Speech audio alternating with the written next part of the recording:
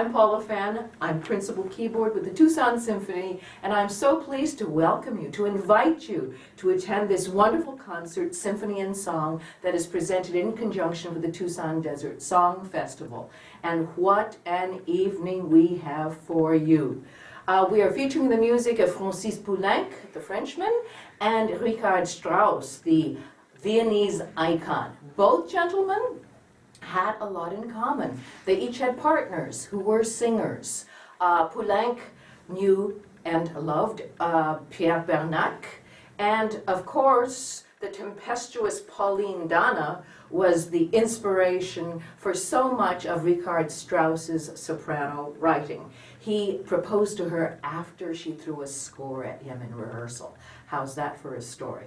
But while they have a lot in common, they both loved the voice and wrote large symphonic works, small works for instruments, and opera. Their music is nothing alike. First of all, Francis Poulenc was a member of Les Six, the six composers who decided enough of Impressionism, of Debussy and Ravel, and let's do something a little bit more fun. Let's incorporate popular music hall, jazz, the music of the circus, the ordinary, into something that has a little bit more lightness than our heavy-duty Wagnerism.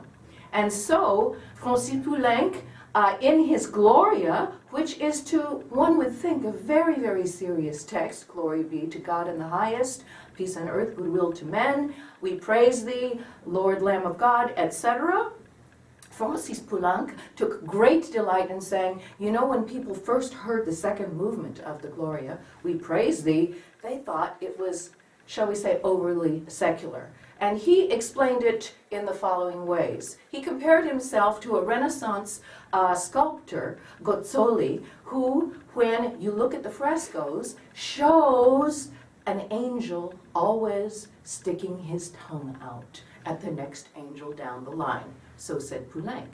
And the other thing Poulenc said was that he remembered very well Benedictine monks playing soccer.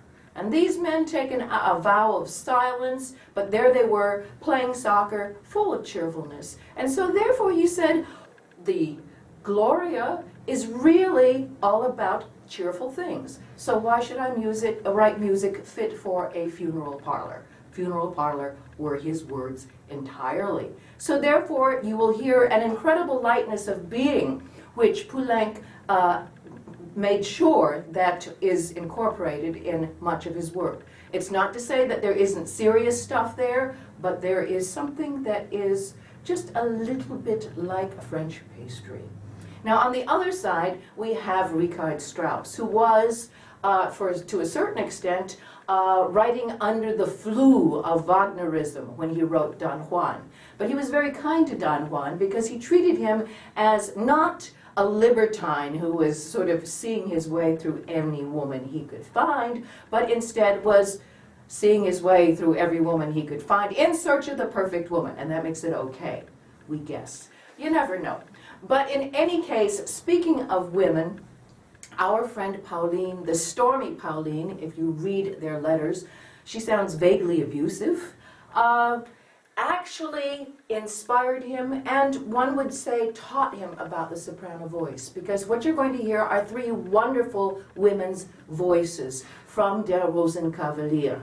Now, Rosenkavalier is interesting because it is about, to a certain extent, a love triangle. We have the Marschallin, our gorgeous older woman, and we have her toy boy, Octavian. And actually, when the opera opens, it opens in bed with some of the most erotic music you've ever heard. Now, Octavian is always sung by a woman, sort of, shall we say, like Mozart in his trouser rolls of the 1700s. There's a tradition of trouser rolls. You'll find them elsewhere, in Die Fledermaus, etc. And then, of course, there's got to be a third in the triangle. There is Sophie, another soprano, young, dewy, fresh-eyed, fresh-faced, gorgeous, and Octavian falls for her while he's supposed to be delivering a message. So there you have the three wonderful sopranos to be sung by three wonderful sopranos. The Marschallin eventually gives up Octavian, and so what you have is passion, gorgeous musical lines, and some of the most heartbreaking sounds you can ever hear. And I love playing this because I get to play some of the most atmospheric jingling sounds you will ever hear. So do come.